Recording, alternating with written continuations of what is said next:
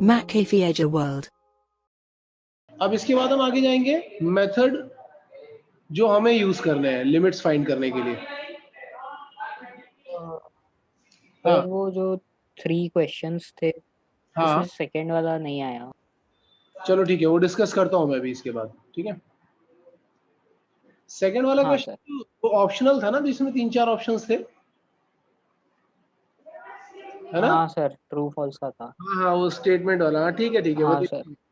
देखता हूँ वो भी करवा दूंगा, डोंट वरी, ग्राफिकल है, आराम से हो जाएगा। शरीर बंद करवा दूंगा। तो अभी हम लोग देख रहे हैं method to find the limit. इसमें जो हमारा जो सबसे पहला मेथड होता है इसको हम बोलते हैं डायरेक्ट सब्स्टिट्यूशन मेथड, ठीक है। इस चीज को जरा समझना, डायरेक्ट सब्स्टिट्यूशन हम क्यों कर रहे हैं? क्योंकि मैंने पहले ही बोला था कि हम तो फंक्शन का वैल्यू अलग लेकर के चलते हैं और लिमिट का वैल्यू अलग लेकर के चलते हैं। बट अभी जो हमें क्वेश्चंस मिलने वाले हैं, मतलब बोर्ड में या जनरली जो मेंस में हमें क्वेश्चंस मिलते हैं, वो कैसे होते हैं? वो मोस्टली कंटिन्यूअस होते हैं या फिर किसी एक पॉइंट पे डिसकंटिन्यूअस होंगे, इस तरीके के फंक्शन होते हैं। तो डायरेक्ट सब्स्टिट्यूशन करने में का मतलब क्या होता है कि जैसे सपोज कोई कंटिन्यूअस फंक्शन है, अगर मैं इसका लिमिटिंग वैल्यू भी निकालूंगा तो वो फंक्शन के वैल्यू के इक्वल आ जाता है अगर कंटिन्यूअस फंक्शन है तो। और अगर वो कंटिन्यूअस नहीं होगा तो हमें पता चल जाएगा दूसरे मेथड से। तो एक तो ये हो गया डायरेक्ट सब्स्टिट्यूशन मेथड। इसमें हम क्या करते हैं कि डायरेक्टली वैल्यू सब्स्टिट्यूट कर देते हैं, मतलब कि limit extending to A F X जो होता है उसको हम लोग कैसे कैलकुलेट करते हैं? By substituting the value of X in the function. तो इसमें हम क्या करते हैं, we find the value by directly substitution, direct substitution।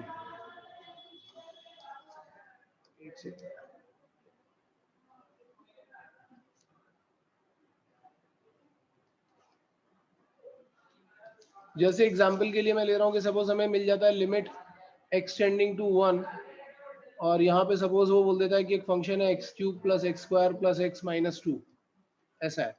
अब ये पॉलिनोमियल फंक्शन है, कंटिन्यूअस होता है। अगर x का वैल्यू 1 डालोगे तो ये बिल्कुल सिंपल है, 1 + 1 + 1 - 2 ऐसा आ गया, यानी कि 1 आ गया। मतलब मोस्टली फंक्शन में ही हमें ये चीज मिल जाती है। लेकिन ये क्वेश्चन कभी तुमसे पूछा नहीं जाएगा, ये कभी भी क्वेश्चन नहीं, क्योंकि इतना सिंपल क्वेश्चन कोई नहीं पूछने वाला।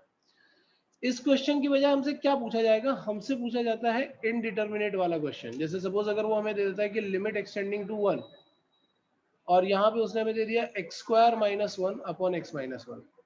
तो तुम ध्यान से देखो, जब इसमें डायरेक्ट सब्स्टिट्यूशन करोगे तो न्यूमरेटर में जो नंबर आ रहा है that number is tending to 0 और डिनोमिनेटर में जो नंबर आ रहा है that number is again tending to 0। ये 0/0 वाला फॉर्म बन रहा है। एग्जैक्ट 0 तो नहीं बोल सकते, बट हाँ 0/0 वाला फॉर्म बन रहा है। मतलब अगर मैं यहाँ पे 1 + 1.001 डालूंगा तो this number is tending to 0 and this number is tending to 0। ऐसे कई सारे फॉर्म्स होते हैं, तो उनको हम बोलते हैं इनडिटर्मिनेट फॉर्म्स। अब ये इनडिटर्मिनेट फॉर्म समझना बहुत जरूरी है, क्योंकि ये बहुत इंपॉर्टेंट है। इनडिटर्मिनेट फॉर्म क्या होते हैं? सो इनडिटर्मिनेट फॉर्म यार ऐसे होते हैं जिनको हम डिटरमाइन नहीं कर पाते। जैसे मैंने फर्स्ट वाला फॉर्म तुम्हें बताया, tending to 0 upon tending to 0, इसको हम डिफाइन नहीं कर पा रहे हैं। क्यों नहीं डिफाइन कर पा रहे हैं? क्योंकि ऊपर अलग एक फंक्शन है, नीचे अलग एक फंक्शन है। अगर मैं x का वैल्यू कुछ ऐसे डालता हूँ 1.00001, तो ऊपर स्क्वायर करने की वजह से 0 डबल हो जाएंगे। मतलब एक नंबर ऐसा दिख रहा होगा तो हो सकता है नीचे वाला नंबर कुछ ऐसा दिख रहा हो। तो वो डिपेंड करता है कि हम किस तरीके का फंक्शन यूज कर रहे हैं। ये भी टेंडिंग टू 0 है, ये भी टेंडिंग टू 0 है, लेकिन इनका वैल्यू अगर कैलकुलेट करोगे तो वैल्यू कुछ और आने वाला है। वैल्यू हो सकता है अगर दोनों सेम तरह के फंक्शन हुए तो 1 आ गया, अगर एक 0 एक्स्ट्रा हुआ तो 10 आ गया। तो वो डिपेंड करेगा कि कैसा फंक्शन यूज कर रहे हैं। तो जब तक हम फंक्शन को समझते नहीं है तब तक हम इसको डिटरमाइन नहीं कर पाते हैं। इसकी वजह से हम इसको बोलते हैं इनडिटर्मिनेट फॉर्म। ये बात समझ में आ रही है? हाँ सर। सर मतलब जो नंबर्स एकदम लाइक नियर टू 0 है उसका मतलब लाइक उसका डेविएशन इज ऐसा हो इनडिटरमिनेट। सकता है कि tending to 0 upon tending to 0 वाला केस बन जाए। जैसे कभी तुम्हें उसने बोला कि लिमिट एक्सटेंडिंग टू 0 से sin x upon x।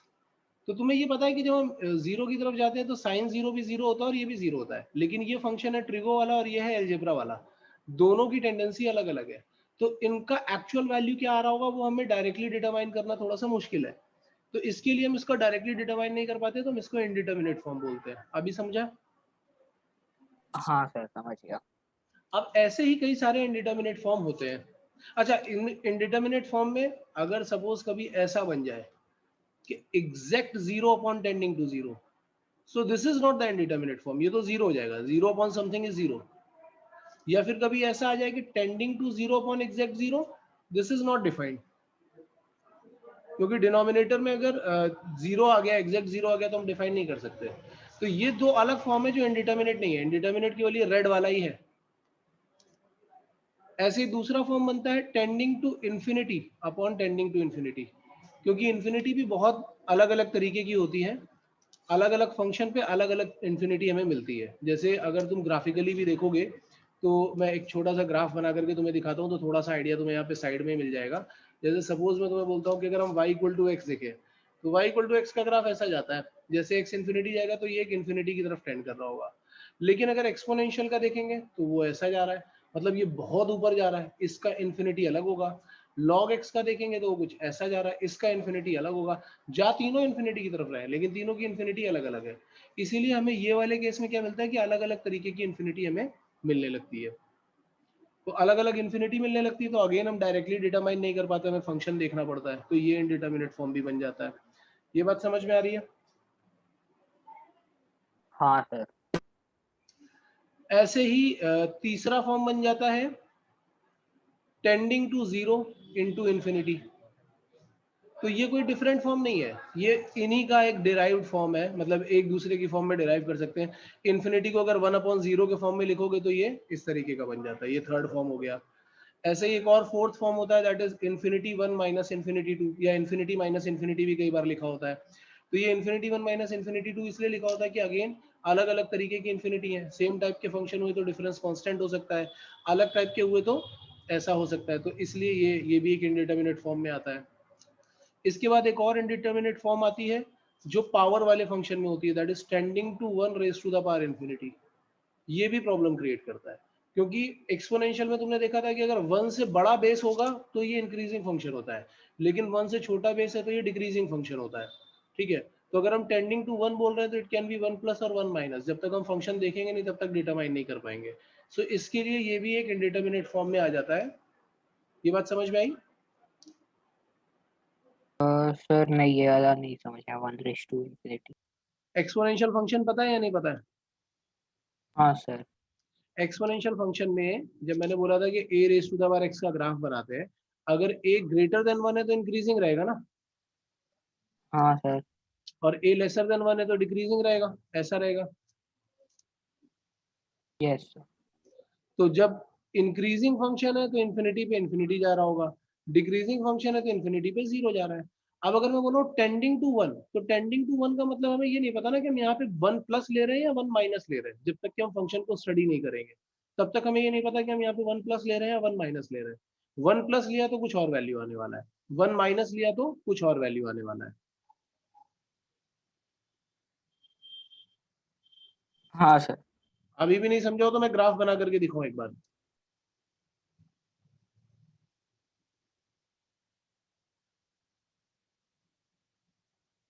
Prathamesh, graph चाहिए?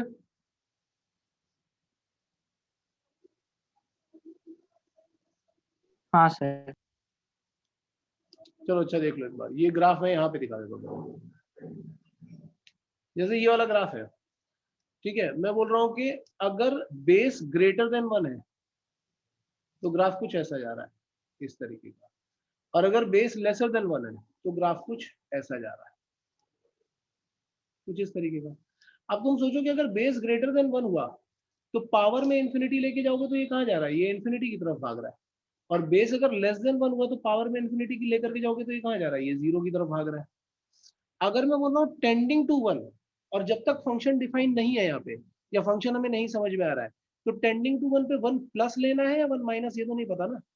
वन प्लस लिया तो ग्राफ आंसर कुछ और आ रहा होगा, वन माइनस लिया तो आंसर कुछ और आ रहा होगा। मतलब हम इसको डायरेक्टली डिटरमाइन नहीं कर पा रहे हैं जब तक कि हमें फंक्शन की पूरी नॉलेज ना हो, सीधा सीधा डिटरमाइन नहीं कर पा रहे हैं, इसलिए हम इसको इनडिटरमिनेट फॉर्म की कैटेगरी में डाल रहे हैं। अभी समझा या नहीं समझा ये? हाँ सर, अभी समझ गया। अच्छा, अगर यहाँ पे exactly one raise to the power infinity होता ना तो हम इसको वन ही बोल देते, क्योंकि 1 के ऊपर कुछ भी पावर रहे वो 1 रहता है। लेकिन अगर टेंडिंग टू 1 आ जाता है तो प्रॉब्लम क्रिएट हो जाती है, क्योंकि 1 प्लस है या 1 माइनस वो नहीं पता, तो वो हमें एडजस्ट करना पड़ता है। सो ये एक और इनडिटरमिनेट फॉर्म हो गया। देन हमारे पास एक इनडिटरमिनेट फॉर्म ये हो सकता है कि tending to 0 raise to the power tending to 0। अच्छा, ये टेंडिंग टू 0 हमेशा याद रखना पॉजिटिव नंबर होना चाहिए, 0 plus raise to the power 0, ये एक इनडिटरमिनेट फॉर्म हो गई। और ऐसे ही एक और होती है infinity raise to the power tending to 0, ये भी एक इंडिटरमिनेट फॉर्म हो गई। अब ये इंडिटरमिनेट क्यों बन रही है? क्योंकि जो पावर वाला 0 है, अगर ये 0 प्लस रहा मतलब पॉजिटिव पावर रही तो ये न्यूमरेटर में रहेगा, लेकिन अगर ये बाई चांस 0 माइनस हो गया तो इसको डिनोमिनेटर में जाना पड़ेगा, तो फिर वैल्यू चेंज हो जाएगी, हम डिटरमाइन नहीं कर पाएंगे। तो जब तक फंक्शन हमें नहीं पता है तब तक हम इसको डायरेक्टली डिटरमाइन नहीं कर पा रहे हैं। ऐसे इसमें अगर 0 प्लस रहा तब तक ये इन्फिनिटी रहेगा, बट 0 माइनस हो गया मतलब ये डिनोमिनेटर में चला गया तो फिर कुछ और वैल्यू आने लगेगी। तो ये जो केसेस आ रहे हैं, ये वाले जो केसेस, इन दोनों केसेस में यही प्रॉब्लम हमारे पास हो रही है कि इस केस में भी और इस केस में भी जो पावर का टेंडिंग टू 0 है ना, ये कभी 0 प्लस हो सकता है, कभी 0 माइनस हो सकता है। जब तक हमें एग्जैक्ट वैल्यू नहीं मालूम है उसकी क्या है, तब तक हम डिटरमाइन नहीं कर पाएंगे। हालांकि अगर कभी ऐसा लिखा होता कि tending to 0 raise to the power exact 0, ये 1 है, infinity raise to the power exact 0, ये 1 है, लेकिन जैसे टेंडिंग टू 0 आ जाता है तो टेंडिंग टू 0 में क्या है, वो 0 प्लस भी जा सकता है, 0 माइनस भी जा सकता है। तो वो प्रॉब्लम आती है जिसकी वजह से हम इसको इनडिटरमिनेट फॉर्म की कैटेगरी में डाल देते हैं। Is it clear? हाँ सर।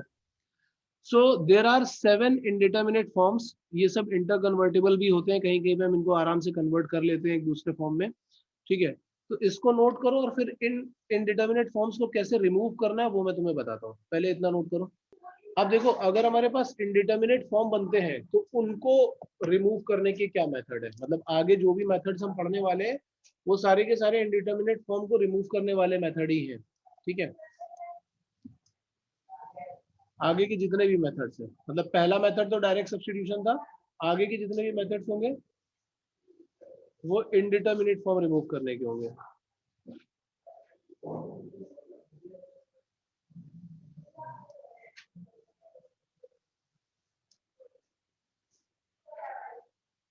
सो इसमें जो सबसे पहला मेथड आता है वो होता है फैक्टराइजेशन, जो सबसे बेसिक है, सबसे बेसिक है और सबसे पहला है। सबसे अच्छे इजी क्वेश्चन बनते हैं, बोर्ड में भी काफी सारे क्वेश्चन पूछे जाते हैं। तो first method is factorization method. Factorization method क्या होता है? फैक्टर से ही सॉल्व करना होता है। जैसे एग्जांपल के थ्रू बता रहा हूँ, जो लास्ट क्वेश्चन दिया था, लास्ट क्वेश्चन में मैंने क्या लिखा था कि limit X tending to 1 X square minus 1 upon X minus 1। अब जब तुमने 1 सब्स्टिट्यूट करके देखा था तो तुम्हें क्या मिल गया था? फॉर्म 0.0 वाला फॉर्म मिल गया था, ये फॉर्म मिल गया था। तो ये फॉर्म मिलने का मतलब क्या है कि x को 1 रख रहे हैं तो यहाँ भी 0 बन रहा है और यहाँ भी 0 बन रहा है। फैक्टर थ्योरम से हमें ये तो पता चल जाता है कि x माइनस 1 जो है वो इसका भी एक फैक्टर और इसका भी एक फैक्टर है।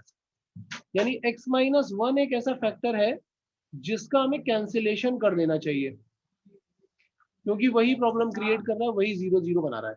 अगर उसका कैंसिलेशन हो गया तो क्वेश्चन सॉल्व हो जाएगा। तो ये जो मैंने बोला समझ में आया ना यार प्रथमेश?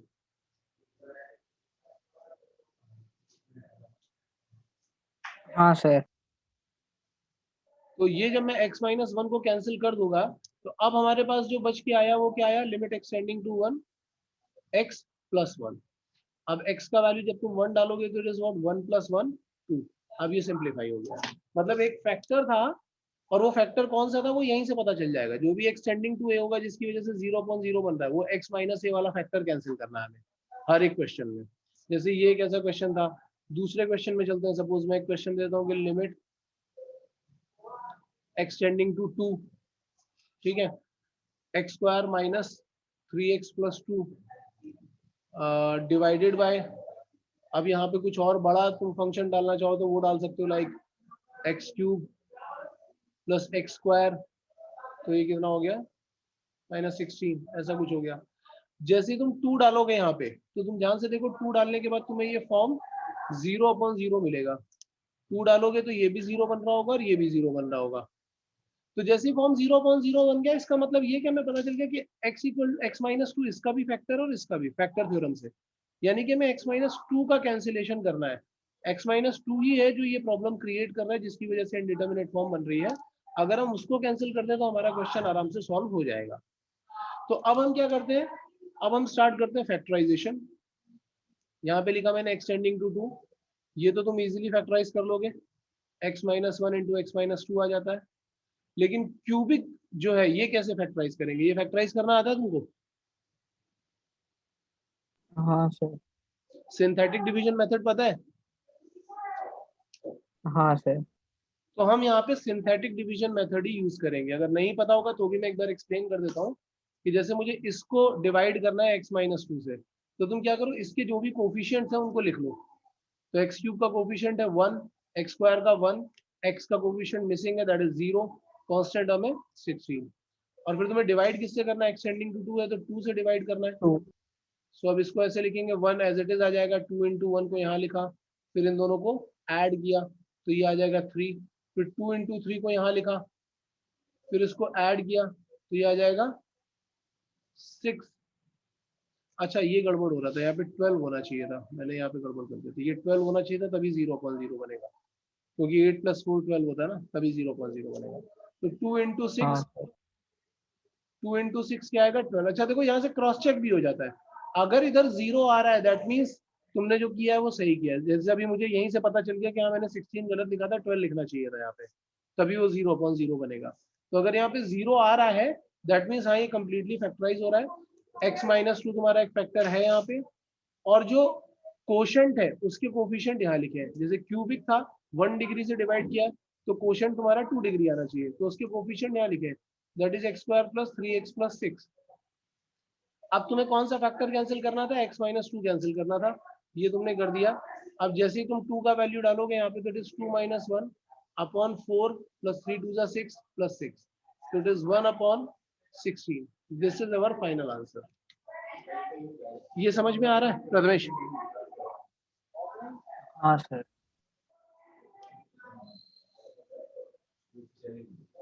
प्रथमेश क्लियर है? हाँ सर। हाँ सर। ठीक है, सो इसको नोट कर लो जल्दी से, फिर हम लोग आगे चलते हैं। नोट करोगे तो बोलना मुझे।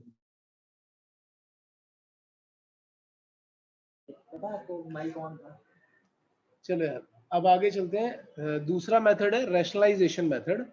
ठीक है, तो रैशनलाइजेशन मेथड पे चलते हैं। एक दो क्वेश्चन में उसके भी करवा देता हूँ, कभी कभी डबल रैशनलाइजेशन भी हो सकता है, लेकिन जरा समझना ध्यान से इसको।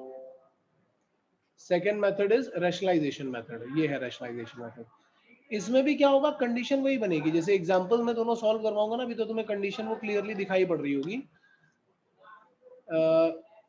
यहाँ पे हम इरेशनल एक्सप्रेशन को रैशनलाइज करते हैं, चाहे वो न्यूमरेटर में हो या डिनोमिनेटर में हो, कहीं पे भी हो, लेकिन हम उसको रैशनलाइज करते हैं। लेकिन किस लिए करते हैं ये समझना है, to remove the indeterminate form. हमेशा याद रखना केवल उसी को रैशनलाइज करना जो इनडिटर्मिनेट फॉर्म बनाने में पार्टिसिपेट कर रहा हो।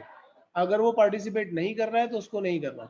जैसे यहाँ पे दो इरेशनल टर्म्स है, यहाँ पे सिर्फ एक ही इरेशनल टर्म है। पहले हम लोग सेकंड एग्जांपल करते हैं क्योंकि ये थोड़ा सिंपल है। यहाँ पे देखो अगर x का वैल्यू 0 डालोगे तो तुम्हें क्लियरली क्या दिख रहा होगा, न्यूमरेटर में दिख रहा है फॉर्म 0, और डिनोमिनेटर में भी डालोगे तो ये 1 माइनस 1 ये भी दिख रहा है 0। मतलब ये तो श्योर सी बात है कि x वाला टर्म कैंसिल होना चाहिए, लेकिन यहाँ पे इरेशनल टर्म आने की वजह से प्रॉब्लम हो गई है। तो उसको हम कैसे ठीक करें, हम इसके कॉन्जुगेट से मल्टीप्लाई डिवाइड करेंगे। तो x वाले टर्म को एज इट इज रहने दो, root over 1 plus X minus root over 1 minus X ऐसा लिखा हुआ है। तुम क्या करो, इसका कॉन्जुगेट उठाओ, यानी कि root over 1 plus X plus root over 1 minus X, इसका कॉन्जुगेट उठाओ और उससे मल्टीप्लाई डिवाइड कर दो। तो होगा क्या कि डिनोमिनेटर में जो इरेशनल टर्म था ये 0 था, सॉरी मैंने इन्फिनिटी गलती से लिख दिया। डिनोमिनेटर में जो इरेशनल टर्म था वो रैशनलाइज हो जाएगा। वो क्या आने लगेगा, 1 plus X minus 1 minus x, तो उसको सिंप्लीफाई करोगे तो माइनस 1 प्लस एक्स आने लगेगा। ये वाला टर्म इरेशनल है, इसको पढ़ा रहने दो, ये हमें कोई प्रॉब्लम क्रिएट करके दे नहीं रहा है, क्योंकि ये कोई इरेशनल फॉर्म बना नहीं रहा है, इसलिए हमें इसको कोई कॉन्जुगेट से मल्टीप्लाई डिवाइड नहीं करना। नहीं तो बहुत लोग इसको भी करना शुरू कर देते हैं और दोबारा इसी क्वेश्चन पे पहुंच जाते हैं। तो इसको मत करना, सिर्फ इसी को करना है, नीचे वाले को, क्योंकि ये प्रॉब्लम क्रिएट कर रहा था। अब जब तुम 1 और 1 कैंसिल करोगे तो तुम्हें क्या दिख रहा होगा, limit extending to 0 x upon 2x। x upon 2x दिखेगा यहाँ पे, और ये वाला टर्म एज इट इज पड़ा रहने दो, ठीक है। तो ये x और x कैंसिल हो जाएगा। अब जब x का वैल्यू 0 सब्स्टिट्यूट करोगे तो 1/2 आ गया, यहाँ 0 करोगे तो √1 प्लस √1, तो 1 + 1 क्या हो जाएगा 2। So final answer is 1। तो इस तरीके से हम इसको रैशनलाइज करके सॉल्व कर सकते हैं। ये बात समझने में कुछ डाउट हो तो बोलो यार। हाँ सर। क्लियर है ना ये?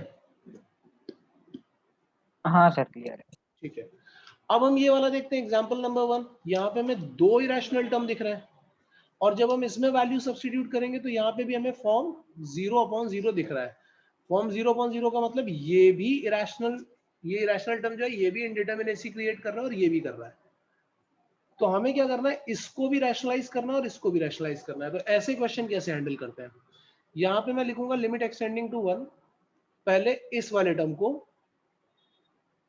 रैशनलाइज करते हैं, यानी कि इसके कॉन्जुगेट से मल्टीप्लाई डिवाइड करते हैं, तो ये आ जाएगा 3 प्लस √8x + 1, और डिनोमिनेटर में भी क्या आ जाएगा 3 प्लस √8x + 1, ठीक है। अब दूसरा ये डिनोमिनेटर वाला टर्म था, ये क्या था 5 माइनस 24x + 1, ये भी इनडिटरमिनेसी क्रिएट कर रहा है। तो हम क्या करेंगे कि इसके भी कॉन्जुगेट को मल्टीप्लाई डिवाइड करेंगे, तो it will B 5 plus √24x + 1, और यहाँ पे भी 5 प्लस √24x + 1। अब हमें इसको कैसे समझना है कि देखो ये दोनों मल्टीप्लाई हो रहे हैं और यहाँ पे ये दोनों मल्टीप्लाई होंगे। ये दोनों मल्टीप्लाई होने की वजह से हमारा इंडिटरमिनेट फॉर्म अपने आप ठीक हो जाएगा, रिमूव हो जाएगा। ये जो एक्सप्रेशन है अब इसको रैशनलाइज नहीं करना है ना इसको करना है, ये दोनों क्योंकि कोई प्रॉब्लम नहीं क्रिएट कर रहे थे, ये कर रहा था इसके लिए मैंने ऐसा किया था। तो जब तुम नेक्स्ट स्टेप में जाओगे तो तुम्हें दिख रहा होगा लिमिट एक्सटेंडिंग टू 1, यहाँ पे a - b a + b करोगे तो आ जाएगा 9 - 8x - 1, जो हाईलाइट किया था उसको मैंने लिखा, और इसको करोगे तो आ जाएगा 25 माइनस 24x - 1, ये आ गया। रिमेनिंग ये जो दोनों टर्म थे, क्योंकि ये कोई प्रॉब्लम क्रिएट नहीं कर रहे हैं इसलिए इनको एज इट इज पड़ा रहने दो, इनको बाद में हम लिमिट्स दे देंगे, और डिनोमिनेटर वाले को भी एज इट इज पड़ा रहने दो, इसको भी हम बाद में लिमिट्स दे देंगे, ठीक है। यहाँ पे क्या होगा, ये तुम्हें क्लियरली दिखाई पड़ रहा है लिमिट एक्सटेंडिंग टू 1, 8 - 8x, अगर इनमें से 8 कॉमन निकाल लेंगे तो आ जाएगा 1 - x, और डिनोमिनेटर में क्या दिख रहा होगा 24 - 24x, वहां से 24 कॉमन निकालोगे तो यहाँ से आ गया 1 - x। इधर 5 प्लस √24x + 1, और इधर 3 प्लस √8x + 1। अब ये 1 - x कैंसिल करो, 8 3 = 24, वैल्यू सब्स्टिट्यूट करो तो क्या आएगा 1/3, तो ये आ गया। यहाँ पे x का वैल्यू 1 सब्स्टिट्यूट करोगे तो आएगा 5, सो इट विल बी 5 + 5, और यहाँ आएगा 3 + 3, so what we are getting 10/3 × 6, so इसको अगर सिंप्लीफाई करोगे तो it is 5/9। So this is the method to remove the indeterminacy by using rationalization method। Clear है? हाँ सर। सो इसको भी नोट कर लो यार, फिर आगे चलते हैं। यस। प्रथमेश ये है 4 क्वेश्चंस जो उस पे ही बेस्ड है, सेल्फ प्रैक्टिस प्रॉब्लम के ही हैं, रैशनलाइजेशन मेथड पे बेस्ड है। क्योंकि फैक्टराइजेशन इजी है तो हम लोग एक्सरसाइज में ही करेंगे, पर इसको थोड़ा सा प्रैक्टिस कर लो। मैं 10 मिनट का टाइम दे रहा हूँ ये करने के लिए, फटाफट करो इसको। हाँ सर। कोई डाउट है किसी क्वेश्चन में तुझे? तो सर बस एक बार 6 का आंसर बता सकते 6th का आंसर, आंसर तो बुकलेट में ही दिया होगा। मैं चल 6 वाला तुझे सॉल्व करके ही बता देता हूँ ना। हैं? हाँ सर। ठीक है, 6 वाला सॉल्व करके बता देता हूँ। तो आंसर तुम देख लेना, बाकी तो यहाँ पे क्या लिमिट एक्सटेंडिंग टू 0 + वो 0 ही डाल सकते हो। 0 + उसने इसलिए दिया है क्योंकि यहाँ नेगेटिव नंबर हम नहीं डाल सकते ना, इसके लिए 0 + किया है। सो √x अपॉन यहाँ पे क्या है √4 माइनस √x, ऐसा दिया हुआ है। हमें क्या करना पड़ेगा, इरेशनल टर्म तो दिख ही रहे, इसको तो हम टच भी नहीं कर रहे, केवल इसी को रैशनलाइज करके देखते हैं। तो इसका कॉन्जुगेट जब डालोगे तो it will be 4 minus root X plus root X से डिवाइड किया और ऊपर इसी से हम मल्टीप्लाई करेंगे, 4 minus root X plus root X. तो यहाँ पे आएगा limit x tending to 0 root X into 4 minus root X plus root X, ये आ गया, and whole divided by a minus B into A plus B करोगे तो इट इज ए स्क्वायर, ये आया। अच्छा अच्छा अच्छा अच्छा, यार ये तो इंडिटरमिनेट फॉर्म बन ही नहीं रहा ना एक्चुअली, ये प्रॉब्लम है, अभी समझ में आया मुझे।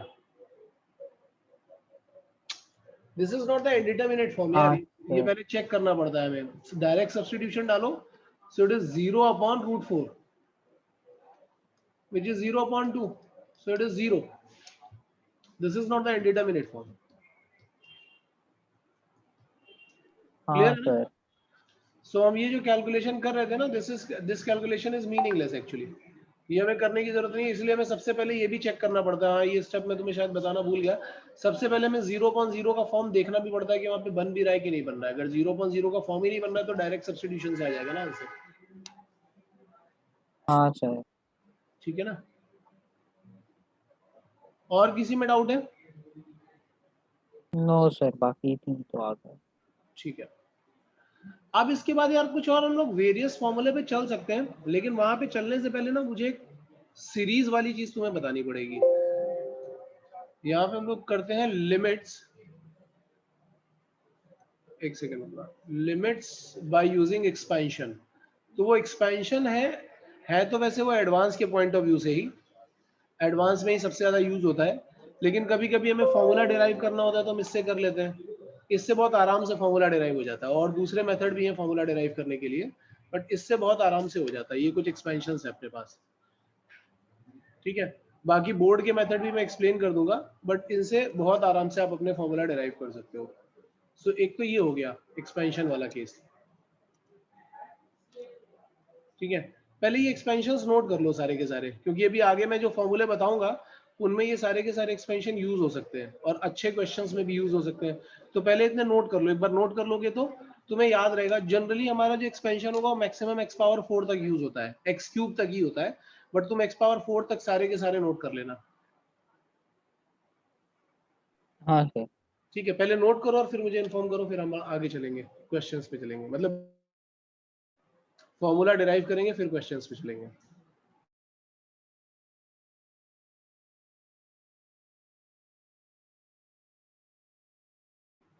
ठीक है, अब मैं थोड़े स्टैंडर्ड फॉर्मूले बताऊंगा जिनको हम यूज करने वाले हैं। पहले फॉर्मूला बताऊंगा फिर डेरिवेशन भी करेंगे हम उसका, बट एक एक करके स्टैंडर्ड फॉर्मूला देखते हैं पहले।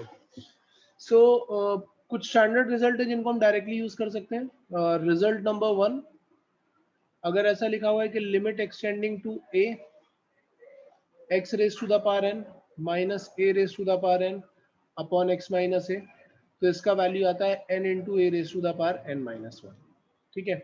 और ये वाला फॉर्मूला हम लोग बाइनोमियल मेथड से डिराइव भी कर सकते हैं, आगे हम करेंगे भी डिराइव, पहले फॉर्मूले बता देता हूँ सारे।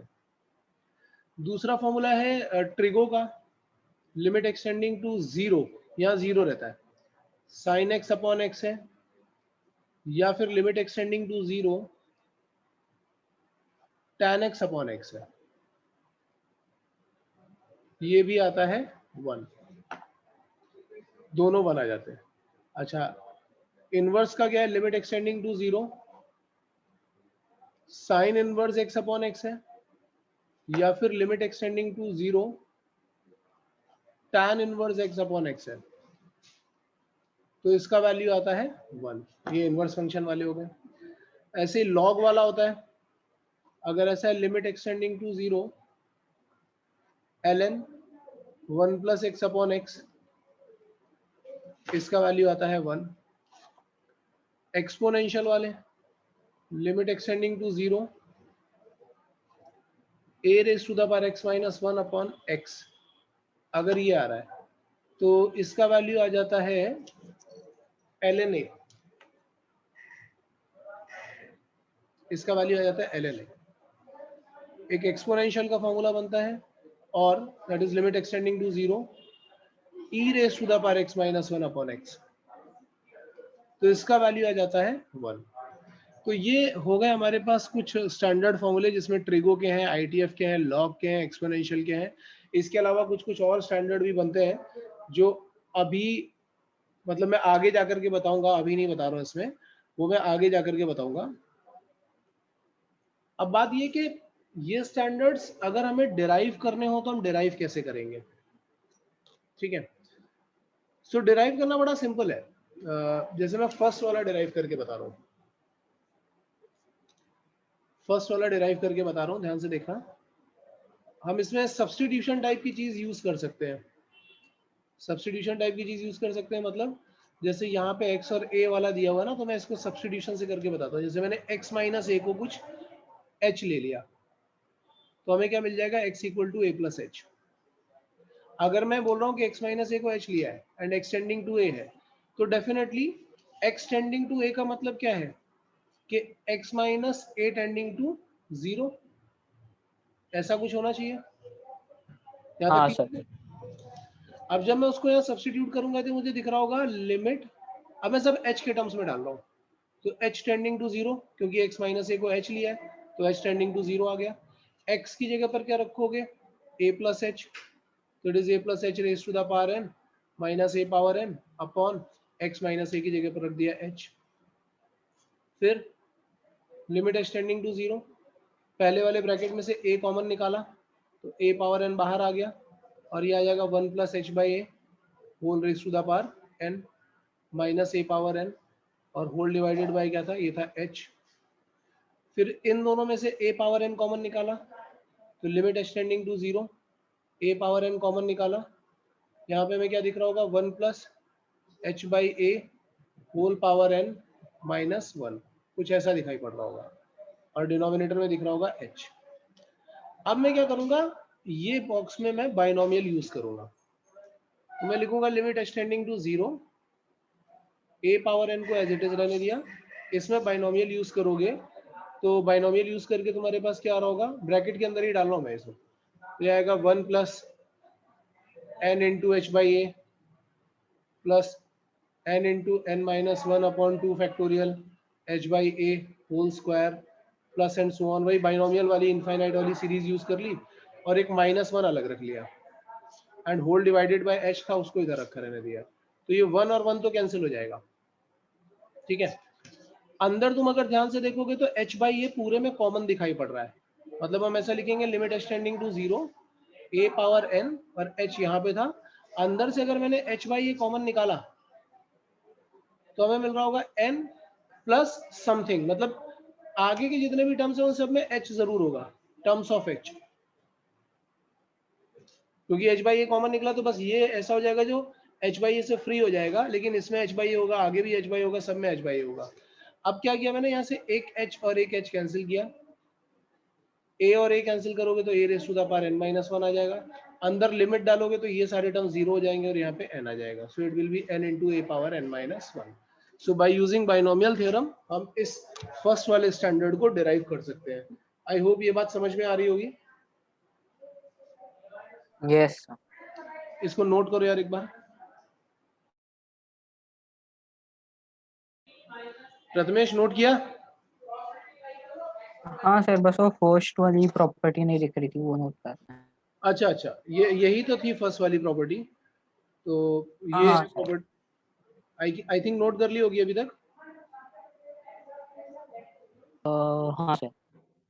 अब देखो जैसे सेकंड वाली प्रॉपर्टी सपोज हमें डिराइव करनी है, सेकंड के दोनों पार्ट डिराइव करने हैं, तो हम क्या करते हैं, हम इसको यूज कर लेते हैं। सेकंड के लिए हम क्या करते हैं, हम इसको यूज कर लेते हैं, बहुत सिंपल है। अब साइन एक्स तुम्हें दिख रहा है, अगर मैं यहां से साइन एक्स अपॉन एक्स निकालू, मतलब पूरे में x से डिवाइड करोगे तो क्या आ जाएगा, this is 1 minus x square upon 3 factorial plus x power 4 upon 5 factorial and so on. अब जब तुम इसको लिमिट दोगे तो तुम्हें क्या मिल रहा होगा, limit extending to 0 sine X upon X, और जब राइट हैंड साइड पे भी लिमिट दोगे तो ये क्या आ जाएगा 1, और बाकी सारे टर्म क्या आ जाएंगे 0। तो साइन एक्स वाला इतने आराम से डिराइव हो गया। ऐसे अगर हमें tan x वाला डिराइव करना होगा तो हम इसको यूज करेंगे, हम क्या बोलेंगे, tan x अपॉन एक्स पहले निकाल देते हैं। तो tan x अपॉन एक्स निकालेंगे तो क्या आ जाएगा हमारे पास 1 plus X square upon 3 2 times x power 4 upon 15 and so on.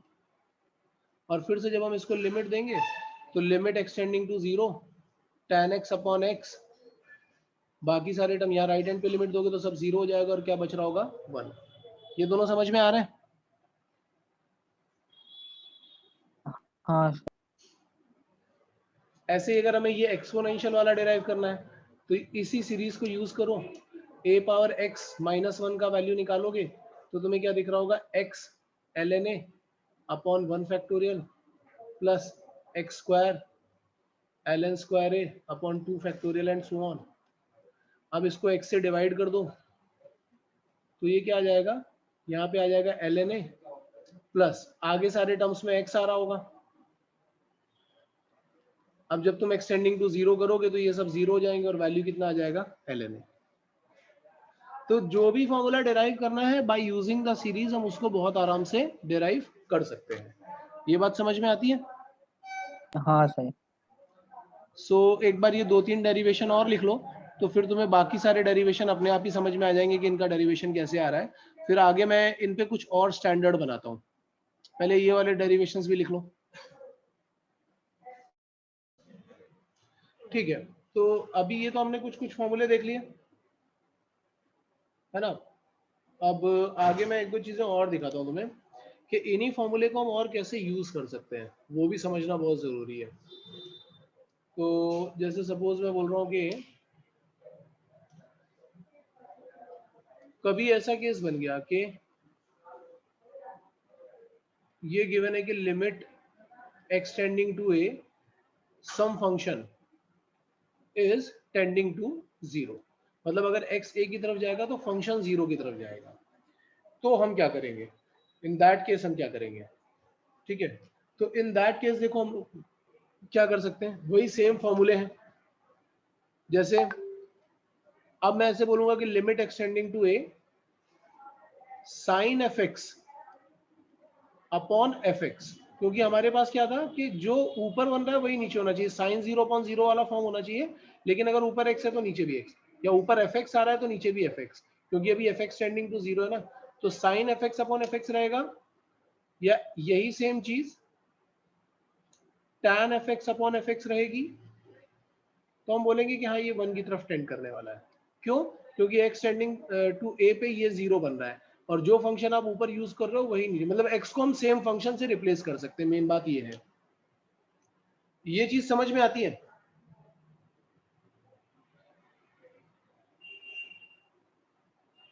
हाँ सर। ठीक है। तो अगर ये चीज समझ में आती है तो फिर आगे हम देखते हैं। एक ये तो हो गया हमारा लिमिट में इसका ट्रिगो वाला।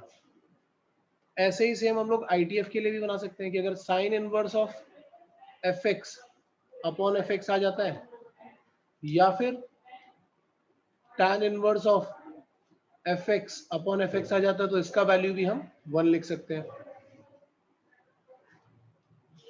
लॉगरिथमिक में भी वैसे ही बना सकते हैं कि limit extending to a log of, यहाँ पे x को अगर हम 1 प्लस एफ एक्स से रिप्लेस कर रहे हैं तो डिनोमिनेटर में भी उसको एफ एक्स को से ही रिप्लेस कर दो तो ये बना जाएगा। एक्सपोनेंशियल में भी ऐसे ही कर सकते हैं कि अगर limit extending to A E power F x minus 1 upon F X करोगे तो इसका वैल्यू 1 आ जाएगा, ठीक है। अब क्योंकि हमने यहाँ पे a यूज कर लिया तो दूसरे वाले में हम लोग वो जो दूसरा लॉगरिथमिक वाला था limit extending to a b power F x, e की जगह पर b power F x minus 1 upon F x करेंगे तो ये लॉग ऑफ b आने लगेगा हमारे पास, जैसे वहाँ पे लॉग ऑफ a आ रहा था। तो वही सारे फॉर्मूले हैं, बस हम इनको यूज अलग तरीके से कर रहे हैं। ऐसे हम इसका भी बना सकते हैं कि limit extending to a F X power n minus b power n divided by F x minus B. तो ये तुम्हारे पास क्या आ जाएगा, n इंटू वहां पे क्या आ रहा था b raise to the power n minus 1।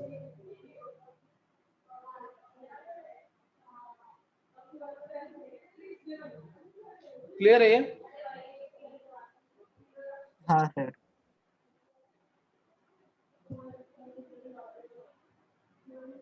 नहीं, यहाँ पे n इंटू बी नहीं करना पड़ेगा, यहाँ पे n इंटू एफ ए करना पड़ेगा। ये बस थोड़ा सा ये डिफरेंस है, यहाँ पे थोड़ा सा एक डिफरेंस आएगा, वो मैं बता देता हूँ क्या आएगा। ये आ जाएगा n into F B raise to the power n minus one, F A sorry not F B, F A, क्योंकि लिमिट में x का वैल्यू ही डालना है ना, तो n into F A raise to the power n minus one, ये कुछ ऐसा आ रहा होगा। सो इसको नोट कर लो एक बार। लास्ट वाले में यार ये कंडीशन जरूर नोट कर लेना, क्योंकि यहाँ पे हम लोग बी वाला टर्म यूज कर रहे हैं ना, तो उसमें थोड़ी सी प्रॉब्लम आएगी। तो बस ये कंडीशन और यूज कर लेना लास्ट वाले के लिए है, लेकिन ये बाकी सबके लिए नहीं है, सिर्फ लास्ट वाले हाँ के लिए, ठीक है। इसके अलावा कुछ फॉर्मूले और इसी से रिलेटेड बनते हैं, जैसे कि मैं बना रहा हूँ फॉर्मूले किसके लिए, लिमिट एक्सटेंडिंग टू 0, अगर साइन के एक्स अपॉन एक्स है, या फिर लिमिट एक्सटेंडिंग टू 0 tan के एक्स अपॉन एक्स है, तो इसका डायरेक्टली वैल्यू आ जाता है k, क्योंकि मैंने बताया था ऊपर और नीचे का फंक्शन सेम होना चाहिए, अभी दिख नहीं रहा है, तो हम सेम करने के लिए k से मल्टीप्लाई डिवाइड करेंगे, फिर इसको 1 इंटू के करके हम k ले आएंगे, इसलिए k जैसा आने लगता है। ऐसे ही दूसरे केस में अगर ऐसा हुआ है कि लिमिट एक्सटेंडिंग टू 0, लॉग वाला केस है, तो ln 1 प्लस के एक्स अपॉन एक्स अगर होगा, तो ये भी क्या आ जाएगा, ये आ जाएगा k। अगर इनवर्स वाले फंक्शन होंगे तो वहां पे भी क्या आने लगेगा, k, साइन इनवर्स के एक्स अपॉन एक्स होगा, या फिर tan इनवर्स के एक्स अपॉन एक्स होगा,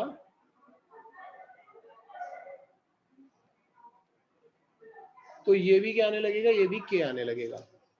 एक्सपोनेंशियल में अगर आएंगे हम लोग, तो limit extending to 0 e power के एक्स माइनस 1 अपॉन एक्स आ रहा होगा, तो इसमें भी वही सेम k से मल्टीप्लाई डिवाइड करके निकालोगे तो उसका वैल्यू भी k आएगा। और अगर वो a पावर वाला फॉर्मूला है, मतलब कि a पावर के एक्स माइनस 1 अपॉन एक्स लिखा हुआ है, तो इसका वैल्यू निकालेंगे तो it will B k ln a।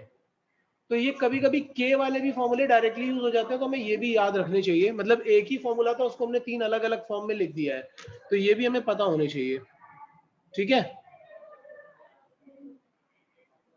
हाँ नोट करो इसको भी, इसको नोट कर लो, और फिर हम लोग नेक्स्ट लेक्चर में यार इसकी क्वेश्चन स्टार्ट करेंगे, क्योंकि अब हमारे पास ना इसी के ऊपर बेस्ड बहुत सारे क्वेश्चन है, करीब 15-20 क्वेश्चन है जो हम इसके ऊपर करेंगे। तो फॉर्मूला जरा नोट करके ढंग से रिवाइज कर लेना कल का लेक्चर शुरू होने से पहले, ठीक है। तो आज के लिए इतना ही रख रहे हैं, नेक्स्ट लेक्चर में कल यहीं से स्टार्ट करेंगे, ठीक है। कुछ क्वेश्चन मैं कराऊंगा, कुछ तुम अपनी तरफ से करोगे, okay. Yes, thank you sir.